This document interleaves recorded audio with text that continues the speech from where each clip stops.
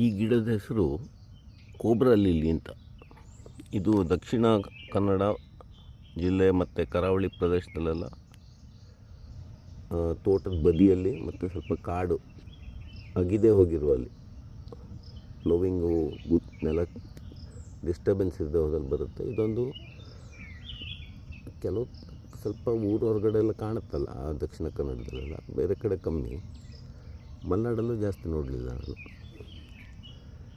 ಇದೊಂದು ಸುವರ್ಣಗಡ್ಡೆ ಟೈಪ್, ಅಡಿಗೊಂದಿಷ್ಟು ಒಂದಿಷ್ಟಪ್ಪ ಗಡ್ಡೆ ಇರುತ್ತೆ. ಆಮೇಲೆ ಇದ್ರ ಬೊಟ್ಯಾನಿಕಲ್ ಹೆಸರು ಅರಿಸಾಯಮ ಅಂತ, ARISAME. ಮತ್ತು ಇದರಲ್ಲಿ ಸುಮಾರು ಜಾತಿನೂ ಇದೆ, ಬೇರೆ ಬೇರೆ ಸ್ಪೀಷೀಸು. ನಮ್ಮ ಕರ್ನಾಟಕದ್ದು ಇದೊಂದು.